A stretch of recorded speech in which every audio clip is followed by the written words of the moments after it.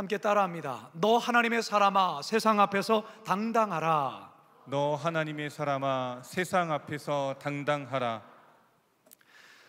성전 미문에 앉아 구걸하던 하반신 불구자를 고친 사건 때문에 결국 베드로와 요한은 성전 수비대에 붙잡혀 옥에 갇히게 됩니다.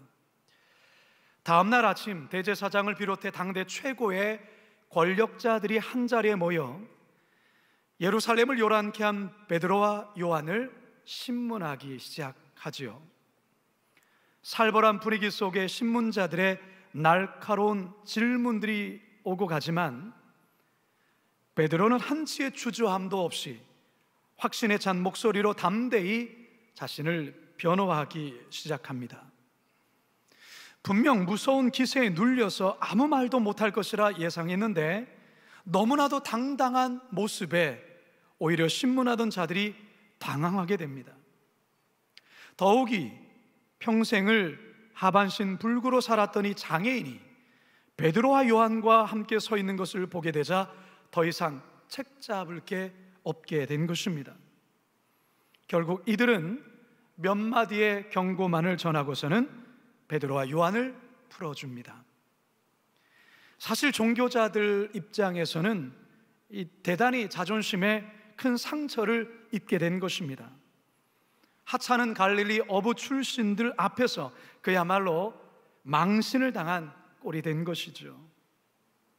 반면에 베드로와 요한 그리고 초대교회로서는 계속된 부흥 이후에 찾아온 첫 번째 위기와 고난을 아주 슬기롭게 잘 극복한 첫 번째 사례라 할 수 있습니다. 사랑하는 성도 여러분, 오늘날 이 시대는 양육 강식, 적자 생존으로 표현될 만큼 참으로 두려운 세상을 우리들은 살아가고 있습니다. 그렇다면 이처럼 두렵고 살벌한 세상 속에서 우리 그리스도인들은 어떻게 당당하게 살아갈 수 있을까요? 우리 다 같이 본문으로 들어가 베드로와 요한을 통해서 보여주시는 하나님의 살아계신 음성을 다 듣게 되길 주님의 이름으로 축원합니다. 한번 따라 하시겠습니다. 분명한 정체성을 가져야 합니다. 분명한 정체성을 가져야 합니다. 베드로와 요한은 갈릴리 촌동네 사람들입니다. 특히 베드로와 요한은 어릴 적부터 고기를 잡는 어부로 자랐습니다. 이들은 어떤 공식적인 랍비 학교를 다니거나 그리고 신학이나 수사학 같은 그런 학문을 배운 적이 없습니다. 이에 반해 예루살렘 종교 지도자들은 최고의 엘리트 코스를 밟은 인텔리로서 유대 최고의 의결 기관인 사내들인 공의회에 속해 예루살렘의 모든 권력을 장악한 그런 권력자들이었습니다. 지금 베드로와 요한이 바로 이들에게 둘러싸여서 신문을 당하고 있습니다. 아마 보통의 사람들이었다면 벌벌 떨며 온몸이 얼어붙었을 것입니다. 그런데 베드로와 요한은 전혀 두려워하지 않습니다. 당당하게 그들 앞에서 자신을 변호합니다. 이 같은 당당함에 신문하던 종교 지도자들이 오히려 크게 당황을 하는데요. 13절 함께 읽겠습니다. 시작. 그들이 베드로와 요한이 담대하게 말함을 보고 그들을 본래 학문 없는 범인으로 알았다가 이상히 여기며 또 전에 예수와 함께 있던 줄도 알고, 본래 학문 없는 범인으로 알았다가, 즉 배우지 못한 자로 알았다가, 그런 말이죠. 여러분, 그렇다면 이 베드로와 요한은 어떻게 해서 이 당대 최고의 엘리트 권세자들 앞에서도 전혀 주눅들지 않고 이처럼 당당하게 말할 수 있었을까요? 그 이유는 우리가 지난주 설교 말씀을 통해 여러분께 말씀드렸지만 성령 충만에 있습니다. 성령 충만. 4장 8절을 다시 한번 읽어봅니다. 시작. 이에 베드로가 성령이 충만하여 이르되 백성의 관리들과 장로들아. 그런데 여러분, 사람이 성령 충만함을 입게 되면 한 가지 나타나는 특징이 있습니다. 그 특징이 뭐냐? 자신의 정체성에 대한 재정립이 일어나게 된다라는 것입니다. 자아 정체성에 대한 재정립, 이게 무슨 말일까요? 베드로는 분명 어부 출신입니다. 그는 배운 자가 아닙니다. 그런데 이 베드로가 성령의 충만함을 입게 되자 그는 자신 안에 하나님으로부터 주어진 그런 정체성에 대한 것이 확고히 그 마음에 새겨집니다. 그것이 바로 나는 하나님의 사람이다, 나는 하나님의 자녀이다, 나는 하나님께 속한 자이다 라는 그 정체성이 그 마음에 새겨지게 되었다라는 것입니다. 이전에는 자신에 대해서 별별 없는 사람이요, 그저 어부에 불과한 사람이요, 그저 그런 사람이었지만, 그러나 성령의 충만함을 입게 되자 나는 그 누가 뭐라 해도 나는 하나님의 사람이다, 하늘에 속한 자다라는 그와 같은 정체성을 갖게 되었다라는 것입니다. 사도 바울이 로마서 8장을 통해 다음과 같은 말을 합니다. 로마서 8장 15절에서 17절입니다. 시작. 너희는 다시 무서워하는 종의 영을 받지 아니하고 양자의 영을 받았으므로 우리가 아빠, 아버지라고 부르짖느니라. 성령이 친히 우리의 영과 더불어 우리가 하나님의 자녀인 것을 증언하시나니, 자녀이면 또한 상속자, 곧 하나님의 상속자요 그리스도와 함께한 상속자니, 우리가 그와 함께 영광을 받기 위하여 고난도 함께 받아야 할 것이니라. 아멘. 성령께서 친히 우리를 향해 뭐라고 증언하신다고요? 하나님의 자녀라 증언한다라는 거예요. 하나님의 자녀이면 하나님의 상속자, 그리스도와 함께 상속을 받게 될 자다, 성령께서 그렇게 증언해 주신다라는 것입니다. 물론 우리가 고통과 고난을 받기도 하지만 그럼에도 불구하고 그 고난이 우리를 어떻게 할 수 없음은 우리가 하나님의 자녀라는 것을 성령께서 증언해 주시기 때문에 그 정체성으로 고난 속에서도 거뜬히 이길 수 있다라고 이야기하는 것입니다. 성도 여러분, 사람은 자기가 누구이며 어떤 정체성, 어떤 아이덴티티를 가지고 사느냐에 따라서 삶의 질과 방향이 결정되는 것입니다. 마크 트웨인이 쓴 왕자와 거지, 아마 이 소설 이야기를 여러분 아실 겁니다. 왕자였던 에드워드가 왕궁 밖의 세상이 너무나도 궁금해서 자신과 똑같이 생긴 거지를 궁으로 불러들여 그에게 자신의 왕복을 입히고, 자신은 거지의 그 옷을 입고서 세상 밖으로 나가 살면서 펼쳐지는 아주 흥미진진한 이야기, 그게 바로 왕자와 거지 이야기이죠. 그런데 한 가지 재미있는 것은 이 거지 톰에게 왕관이 쓰여지고 왕복이 입혀졌지만 그는 여전히 거지처럼 왕궁에서 살아갑니다. 참 아이러니하죠. 음식이 충분한데도, 풍성함에도 불구하고 누가 뺏어갈까 봐 눈치를 보며 허겁지겁 먹고 떨어진 부스러기를 황급히 주워 먹습니다. 여러분, 왜 그럴까요? 거지라는 이 정체성이 내면에 여전히 각인되어 있기 때문에 그렇습니다. 하지만 에드워드는 영락없이 거지이지만, 거지의 모습을 갖고 있지만 그는 당당합니다. 왕자로서의 품위를 갖추며 살아갑니다. 왜 그럴까요? 그의 내면에 왕자라는 정체성이 각인되었기 때문입니다. 여러분, 어쩌면 이 자아 정체성은 마치 물그릇과도 같다고 생각이 들어요. 여러분, 물은 어떤 형태와 모양을 지니고 있지 않죠. 그런데 그것을 어떠한 그릇에 담느냐에 따라서 물의 모양이 확정됩니다. 삼각형 모양의 컵에 물이 부어지면 물 또한 삼각형이 되고, 별 모양의 컵에 들어가면 별 모양이 되고, 둥근 모양의 그릇에 부어지면 물 또한 둥근 모양이 되죠. 성도들 마음속에 나는 하나님의 사람이다, 나는 하늘에 속한 자다, 나는 하나님 나라의 왕자다 라는 그런 정체성의 물그릇을 갖게 되면 생활 속에서도 그 정체성에 걸맞는 삶의 모습들, 담대함, 당당함이 그에게 나타나는 것입니다. 하지만 나는 실패자야, 나는 어쩔 수 없는 인생이야, 그와 같은 정체성의 물그릇을 갖게 되면 삶에서도 그에 걸맞는 패배의식과 두려움과 피해의식의 삶을 살아갈 수밖에 없는 것입니다.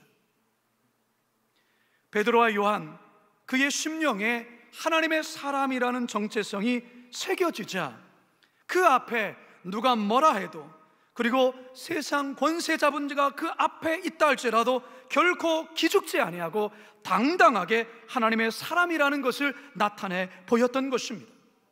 생명의 주권자가 되시고 천지만물을 지으신 하나님이 내 아버지이시기에 나는 두려울 게 없다는 그 당당함이 표현되고 표출되었던 것입니다. 그렇다면 성도 여러분, 여러분들은 어떤 정체성을 가지고 살아가십니까? 어떤 아이덴티티로 살아가고 있습니까? 여러분 심령에는 하나님의 사람, 하나님의 자녀, 하나님 나라의 상속자, 하나님의 왕자요, 하나님의 공주라는 그러한 분명한 정체성이 새겨져 있습니까? 바라기는 저와 여러분 모두가 하나님의 사람, 하나님의 자녀라는 이 분명한 정체성으로 세상 앞에서도 결코 기죽지 않고 당당하게 하나님의 사람으로 살아갈 수 있게 되길 주님의 이름으로 축원합니다. 두 번째, 따라 하시겠습니다. 확실한 믿음의 증거가 있어야 합니다. 확실한 믿음의 증거가 있어야 합니다. 대제사장을 비롯한 종교 지도자들은 당장이라도 이 베드로와 요한을 처단하고 싶었습니다. 죽이고 싶었던 것이죠. 하지만 그럴 수가 없습니다. 왜냐? 고침받은 이 안진뱅이가 지금 두 사도들과 함께 서 있습니다. 수많은 무리들 또한 베드로의 기적에 이미 열광하고 있습니다. 본문 14절에서 16절, 22절 함께 읽습니다. 시작. 또 병 나은 사람이 그들과 함께 서 있는 것을 보고 비난할 말이 없는지라 명하여 공회에서 나가라 하고 서로 의논하여 이르되 이 사람들을 어떻게 할까? 그들로 말미암아 유명한 표적이 나타난 것이 예루살렘에 사는 모든 사람에게 알려졌으니 우리도 부인할 수 없는지라. 이 표적으로 병 나은 사람은 40여 세나 되었더라. 아멘. 평생을 성전 미문에 앉아서 구걸하던 본인들도 알고 있는 그 안진뱅이가 서서 두 사도 옆에 곁에 있는 겁니다. 뭐라고 부정할 수가 없는 거예요. 그리고 이미 그 표적으로 인하여 예루살렘에 사는 많은 사람들이 이미 그것을 알고 있어요. 그러니까 베드로와 요한 당장이라도 잡아 죽이고 싶지만 그럴 수가 없는 거예요. 성도 여러분, 하나님이 살아계시다는 확신한 증거를 이 땅의 교회가 세상 가운데 보여준다면 세상은 교회를 함부로 대하지 못합니다. 하나님을 두려워하게 될 것입니다. 성도들 역시 세상 가운데서도 당당하게 살아갈 수 있게 있을 것입니다. 초대교회 특징 중에 하나가 바로 이것이었죠. 사도행전 2장 43절입니다. 시작. 사람마다 두려워하는데 사도들로 말미암아 기사와 표적이 많이 나타나더니. 사람들마다 두려워했다라는 것이죠. 무엇에? 사도들로 말미암아 하나님의 살아 역사하시다는 그 확실한 표적이 많이 나타났기 때문에 그들 또한도 인정할 수밖에 없었던 것이죠. 이번 주간에 여의도 순복음교회 조용기 목사님의 별세한 소식을 아마 여러분도 뉴스를 통해서 들으셨을 거예요. 조용기 목사님 향년 86세로 하나님의 부름을 받으셨는데요, 여의도 순복음교회는 단일교회 역사상 성도 수가 78만 명이라는 어마어마한 기록을 가지고 있는 교회예요. 기네스북에도 등재되어 있다고 하죠. 물론 이 조용기 목사님에 대한 평가가 조금 여러 평가들이 있어요. 뭐 오중복음, 뭐 삼박자 축복, 이게 한동안 교단 차원에서 이단 시비에 걸리기도 했었고요. 재정적인 문제로 어려움을 겪기도 했습니다. 하지만 조용기 목사님이 한국 교회와 세계 선교에 남기신 족적만큼은 결코 폄하되어서는 안 된다 생각이 됩니다. 6.25 전쟁이 끝난 지 얼마 되지 않고 이 나라가 완전히 황폐됐던 그때 1958년 순복음 신학교를 졸업한 뒤 서울 은평구 대조동의 공동묘지 근처의 천막으로 교회를 시작합니다. 5명의 성도들과 함께 목회를 시작하죠.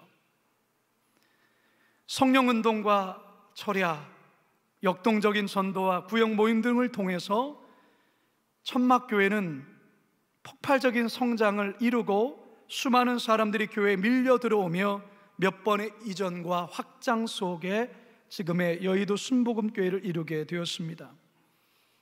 특별히 조용기 목사님의 그 치유 사역으로 인해 암 환자, 불치병자들이 고침을 받고 알코올 중독자나 인생 파산으로 세상에서 더 이상 소망이 없다고 결론난 자들이 새로운 인생으로 변화되면서 많은 주를 믿지 않은 자들조차도 하나님의 살아계심을 인정하며 교회로 찾아왔습니다. 마치 초대교회와 같은 부흥의 역사가 여의도 순복음교회 가운데 일어났던 것이죠. 여러분, 교회가 체험적 신앙만을 강조한다면 그것은 대단한 위험스러운 신앙이 될 수 있습니다. 하지만 성도들에게는 반드시 체험적 신앙이 있어야 합니다. 기독교는 이론과 사상의 종교가 아닙니다. 기독교는 체험의 종교요, 생명 그 자체라 할 수 있습니다. 성도들이 믿음 생활하는 가운데 하나님이 나를 구원하셨고 하나님이 오늘도 살아 역사하신다는 그런 확실한 증거를 갖게 되어질 때에 세상 속에서도 당당한 크리스찬으로 살아갈 수 있다는 사실입니다. 어떠한 위협과 위기 속에서도 흔들리지 아니하고 믿음의 길을 묵묵히 걸어갈 수 있습니다. 바로 오늘 본문에 보여지는 베드로와 요한처럼 말이지요. 우리가 잘 아는 찬송가 359장에 이런 가사가 쓰여 있습니다. 천성을 향해 가는 성도들아, 앞길의 장애를 두려워 말라. 성령이 너를 인도하시리니 왜 지체를 하고 있느냐. 2절을 보시면 너 가는 길을 누가 비웃거든 확실한 증거를 보여주어라. 성령이 친히 감화하여 주사 그들도 참기를 찾으리. 앞으로 천성을 향해 나가세. 천성문만 바라고 나가세. 모든 천사 너희를 영접하러 문 앞에 기다려 서 있네. 너 가는 길에 누가 비웃거든 확실한 뭘 보이라고요? 증거를 보여주어라. 살아계신 하나님의 확실한 믿음의 증거를 보여주어라. 그러면 성령이 그들 또한 친히 감동케 하사 그들도 구원의 길을 찾게 된다라는 그런 귀한 찬양의 가사입니다. 요한복음 9장에 보면 예수님이 한 소경의 눈을 치유하는 장면이 나옵니다. 그런데 유대인들은 예수님에 대해 굉장히 반감을 가지면서 예수님을 그리스도로 하는 자들은 출교하기로 결의까지 합니다. 많은 이들이 예수님께 은혜를 입었지만 대놓고 예수님에 대한 고백을 못하는 것이죠. 그리고 이 유대인들이, 바리새인들이 예수님을 죄인이라 규명을 합니다. 소경이었다가 눈을 뜨게 된 이 사람, 유대인들이 추궁하면서 눈을 뜨게 한 그 자가 죄인이라는 것을 네가 아느냐, 아주 다그치듯 이렇게 이야기를 합니다. 그때 이 눈을 치유받게 된 이 사람이 놀라운 명언을 남깁니다. 그게 바로 요한복음 9장 25절인데요 다 같이 읽습니다. 시작. 대답하되 그가 죄인인지 내가 알지 못하나 한 가지 아는 것은 내가 맹인으로 있다가 지금 보는 그것이니이다. 할렐루야. 그분이 어떤 분인지 나는 잘 모릅니다. 그런데 분명한 것은, 분명히 내가 아는 한 가지는, 내가 맹인으로 있었는데 그분으로 인해서 지금 내가 보게 된 일입니다. 성도 여러분, 세상은 교회를 통해 기독교에 관한 지식을 얻기를 원하는 것이 아닙니다. 이론과 교리를 배우기를 원하는 것이 아닙니다. 세상은 교회를 통해 살아계신 하나님 보기를 원하는 것입니다. 성도들의 삶을 통해 오늘도 살아 역사하시는 그 하나님을 알기를 원하는 것입니다. 그러하기에 우리 그리스도인들의 삶을 통하여 오늘도 살아계신 그 하나님을 증명해내야 되는 것이고, 확실한 증거를 보여주어야 하는 것입니다. 바라기는 우리 모두가 불신과 의심으로 가득한 세상 속에 믿음의 확실한 증거를 보여줌으로 살아계신 하나님을 나타내 보이고, 그래서 세상 앞에서도 당당하게 살아가실 수 있는 우리 거룩한 빛 광성교회 성도들 다 되시길 주님의 이름으로 축원합니다. 마지막 세 번째 따라 하시겠습니다. 확고한 사명의식이 있어야 합니다. 확고한 사명의식이 있어야 합니다. 당당하게 변증하는 이 두 사도들 때문에 신문하던 종교 지도자들이 더 이상 질문을 하지 못하고 정회하고 자기들끼리 따로 모여 의논을 합니다. 이놈 어떻게 해야 되나? 어떻게 해야 될까? 그러다가 겁을 주고 경고를 하고 다시는 이런 일을 행하지 못하도록 협박해야 되겠다, 그렇게 하죠. 18절 함께 읽어봅니다. 시작. 그들을 불러 경고하여 도무지 예수의 이름으로 말하지도 말고 가르치지도 말라 하니. 너 다시 예수 이름으로 말했다간 쥐도 새도 모르게 죽여버릴 거야. 이런 협박입니다. 이런 협박. 여러분들이 이런 상황이라면 이 협박 앞에, 위협 앞에 여러분 어떻게 반응하겠습니까? 베드로와 요한은 이 같은 상황에서 이렇게 대답합니다. 19절과 20절 시작. 베드로와 요한이 대답하여 이르되 하나님 앞에서 너의 말을 듣는 것이 하나님의 말씀을 듣는 것보다 옳은가 판단하라. 우리는 보고 들은 것을 말하지 아니할 수 없다 하니. 아멘. 내가 보고 들은 것을 말하지 아니할 수 없다라고 말하는 거예요. 베드로와 요한이 이처럼 담대하게 당당하게 말할 수 있는 것, 바로 그것이 자신들의 사명이기 때문에 그래요. 사명. 여러분, 베드로와 요한이 한 말 가운데 우리가 보고 들은 것을 말하지 아니할 수 없다, 이 말에 우리가 주목할 필요가 있는데요, 보고 들은 것을 말하는 자, 보고 들은 대로 증언하는 자, 이런 사람을 뭐라고 말하는지 아십니까? 증인이라 말합니다. 증인. 법정에서의 증인은 어떤 역할을 해야 됩니까? 자기가 보고 들은 대로 말하는 자예요. 헬라어로 이 증인을 마르티스라는 단어를 씁니다. 마르티스. 그런데 놀랍게도 이 마르티스라는 이 증인이란 말 속에서 순교자라는 단어가 파생되어 나옵니다. 순교자. 베드로와 요한은 자신들이 보고 들은 것을 죽는 한이 있다 해도 말할 수밖에 없다는 것이죠. 왜? 그것이 자신들의 사명이란 게, 사명. 성도 여러분, 자신에게 주어진 사명이 무엇인지를 정확히 알고 확고한 사명의식에 붙잡혀 산다면 어떠한 위협 속에서도 결코 타협하지 않습니다. 당당합니다. 예수님께서 이 땅에 내려오신 이유가 무엇입니까? 저와 여러분을 포함해서 온 인류를 구원하시기 위하여 하늘 보좌를 버리고 이 땅에 오셨습니다. 그것이 바로 우리 주님의 사명이죠. 근데 그 사명을 이루기 위해서 예수님은 십자가를 져야 했어요. 우리 주님, 그 사명을 이루기 위해 기꺼이 십자가를 지시죠. 그렇습니다. 여러분들에게는 어떠한 사명이 있습니까? 목에 칼이 들어와도 그것만큼은 부정할 수 없고 그것만큼 이루며 삶을 마감해야 될 그 사명, 여러분, 그 사명이 여러분에게는 무엇입니까? 교회에서 주어진 사명이 저와 여러분들에게 있을 것이고, 세상 속에서 우리에게 주어진 사명이 있고, 가정에서 우리에게 주어진 사명이 있어요. 그 사명감으로, 그 사명의식으로 여러분은 오늘도 살아가고 계십니까?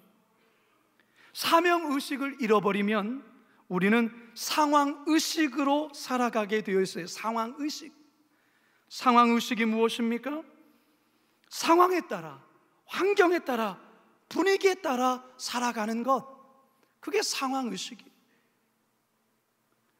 연어는 죽을 때가 되면 그가 태어난 하천으로 다시 올라가죠.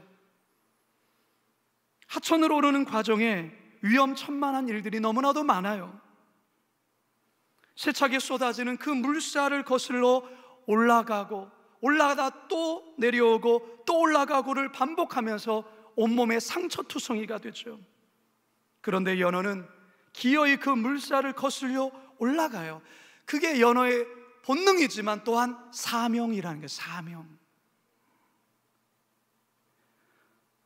우리 그리스도인들의 보편적인 사명이 무엇입니까? 세속의 물결이 성도들의 삶에 거세게 쏟아질 때 우리 성도들 본향인 천국을 향하여 세속의 물결을 거슬러 올라가는 것, 이게 바로 그리스도인들의 사명이 아니겠습니까?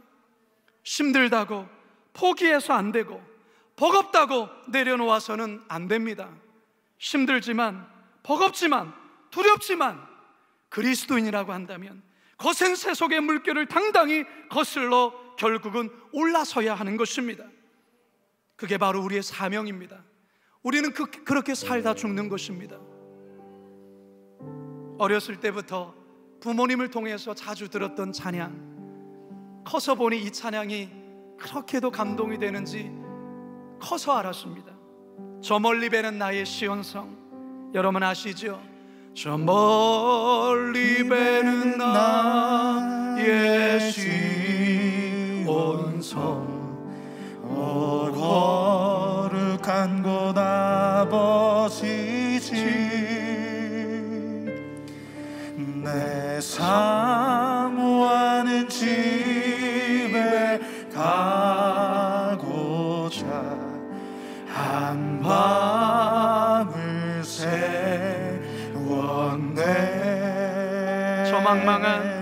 저 망망한 바다 위에 이 몸이 상할지라도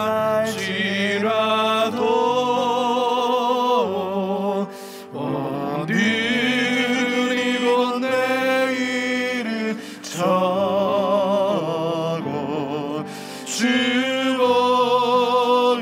전하리. 아득한 나의 갈 길 다가고, 아득한 나의 갈 길 다가고, 저 동산에서 편히 쉴 때, 동산에 편히 쉴 때, 내 고생하던 모든 일들이, 고생하는 모든 일들 누가 하신다고요?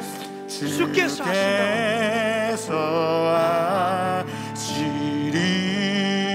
빈들이나 사막에서, 빈들이나 사막에서 이 몸이 사날지라도 오 내 주 예수 날 사랑하사, 내 주 예수 날 사랑하사 날 지켜주시리, 날 지켜주시리.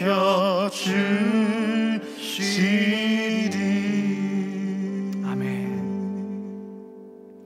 이제 저는 말씀을 마무리하려고 합니다. 성도 여러분, 오늘날 세상이 참 두렵습니다. 많이 무서워요. 그런 세상을 살다 보면 때로는 실패자의 모습이 나의 모습일 때가 있고, 그래서 자신의 모습이 너무 초라하게 보일 때도 있고 무기력하게 보일 때도 있습니다. 성도 여러분, 그런 마음으로 하나님 아십니다. 네, 여러분, 베드로와 요한이 겁이 없던 사람이 아니에요. 그들은 너무 겁나서 예수님을 3번이나 부정했어요. 예수님을 저주하기까지 했어요. 무서워서 죽을 것 같아서. 그런데요, 성령을 경험하고 성령의 충만함을 입게 되니까 내가 누구인지를 다시금 새롭게 설정하게 되고, 다시 말해서 나는 하나님의 사람이라는, 하늘에 속한 자라는, 하나님의 상속자라는 그런 분명한 정체성이 그 심정 가운데, 그 중심에 새겨지게 되었고, 그리고 살아 역사하는 그 믿음의 확실한 증거를 갖게 되었고, 그리고 자신이 뭘 하다 죽어야 할지에 대한 분명한 사명을 알게 되니까 세상이 두렵지 않은 거예요. 권세자들이 두렵지 않은 거예요. 그 앞에서 당당히 예수 그리스도를 증거하는 하나님의 사람이 된 것입니다. 우리들도 마찬가지예요. 여러분은 세상에서 뭐라 하든 저와 여러분은 하나님의 사람임을 믿으시기 바랍니다. 하늘에 속한 자라는 것을 믿으시기 바랍니다. 하나님의 자녀임을 믿으시기 바랍니다. 하나님 나라의 상속자임을 믿으시기 바랍니다. 하나님의 사람이기에 결코 세상에 쫄지 마세요. 상황의 환경에 쫄지 마세요. 세상에 주눅들지 마십시오. 세상 앞에서 당당하셔야 합니다. 그래야 합니다. 하나님이 여러분을 향해서 이렇게 말씀하세요. 너 하나님의 사람아, 너 하나님의 사람아, 세상 앞에서 당당하라. 이게 우리 주님을 향한 말씀이에요. 한번 따라 하겠습니다. 너 하나님의 사람아, 너 하나님의 사람아, 세상 앞에서 당당하라. 세상 앞에서 당당하라. 그렇습니다. 하나님의 사람인 저와 여러분, 세상 앞에서 당당하게 살아가시는 우리 모두가 되기를 주님의 이름으로 축원합니다. 축원합니다. 축원합니다. 우리 이 시간 우리 359장 찬송 우리 힘있게 박수치며 우리 함께 찬양하도록 하겠습니다.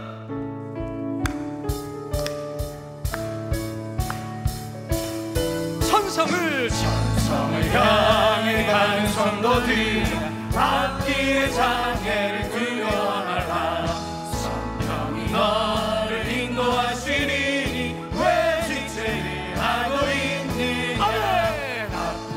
앞으로 천성을 향해 나가세. 천성문만 바라고 나가세. 모든 천사 너희를 영접하러 문 앞에 기다려서 길을 누가 비웃건 확실한 증거를 보여주어라. 성령이 진에 감화하여 주사 그들도 참 길을 찾으리. 앞으로 천성을 향해 나가세. 천성문만 바라고 나가세. 모든 천사 너희를 영접하러 문 앞에 기다려서 있네. 가기 전에 내 손에 든 검을 꽂지 말아라. 저망의 그게 모든 깨뜨리고 끝까지 잘 싸워 이겨라. 앞으로 천성을 향해 나가세. 천성문만 바라고 나가세. 모든 천사 너희를 영접하러 문 앞에 기다려서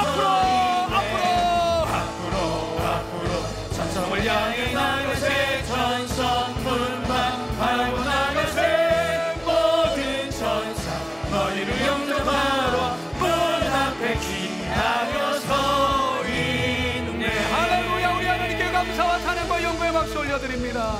아멘 아멘. 제가 기도하고 축도로 마칩니다. 살아계신 아버지 하나님, 세상이 시시각각 우리들을 위협하고 두려움을 주고 겁을 주지만 그래서 그 위협 앞에서 쪼그라들고 주눅 들고 무기력하게 보낼 때도 있지만, 다시금 오늘 말씀을 통하여 너 하나님의 사람아, 너 하나님의 사람아, 주님 다시금 우리에게 말씀하시고 명령하시니 감사합니다. 세상의 그 어떤 기준과 조건이 우리의 정체성이 아닌, 우리의 정체성은 하나님이 정해주신 하나님의 자녀라는 분명한 정체성을 오늘 주님께서 말씀하셨사오니, 이 정체성을 갖고 세상 가운데 당당히 맞서며 나갈 수 있도록 인도하여 주시옵소서. 그리야 할 때 살아계신 하나님, 오늘도 역사하시는 그 하나님의 그 분명한 믿음의 증거 경험하게 하여 주시고, 우리는 그저 이 세상에 그저 먹고 살다 죽는 존재가 아닌, 하나님이 나에게 맡겨주신 그 사명 감당하다 주님 앞에 서야 될 존재임을 깨달아 주님 어떠한 시련과 위협 속에서도 뒤로 물러서지 아니하고 당당하게 담대히 나가는 우리 성도들 다 되도록 역사하여 주시옵소서. 너 하나님의 사람아, 세상 앞에서 당당하라. 주의 음성 믿음으로 아멘하며 살아가게 하옵소서. 예수님의 이름으로 기도드리옵나이다. 아멘.